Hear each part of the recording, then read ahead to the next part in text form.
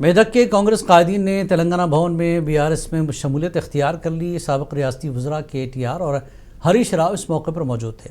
KTR और हरीश राव ने party का खंडवा पहनाकर उनका इस्तकबाल किया। इस मौके पर बीआरएस में शामिल होने वाले जीवन राव और जी नरेंद्र और दीगर ने कहा कि हमने 2023 के असेंबली इंतखाबात में कांग्रेस में शामिल होकर गलती की थी।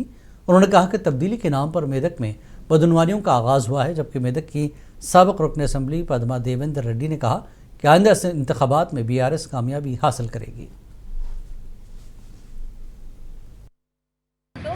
భవిష్యత్తులో కూడా మళ్ళీ బీఆర్ఎస్ పార్టీ గౌరవ కేసీఆర్ గారి ముఖ్యమంత్రి కావాలి. గౌరవ కేసీఆర్ గారు ముఖ్యమంత్రి అయితేనే ఈ తెలంగాణ రాష్ట్రం బాగుపడుతుంది, తెలంగాణ రాష్ట్రం అభివృద్ధి చెందుతుంది.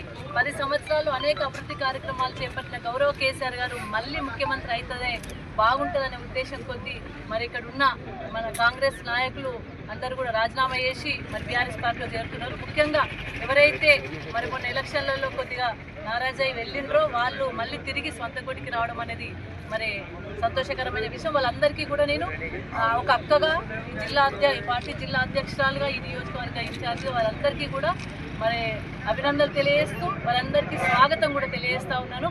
ముఖ్యంగా మెదక్ నియోజకవర్గ ప్రజలందరికీ కూడా నమస్కారం తెలియజేసుకుంటా ఉన్నాం. మొన్న జరిగినటువంటి 2023 సాధారణ అసెంబ్లీ ఎన్నికల్లో మరి క్షణికావేశం అనాలనా లేదా చారిత్రాత్మక తప్పిదమానాలు అర్థం కావట్లేదు.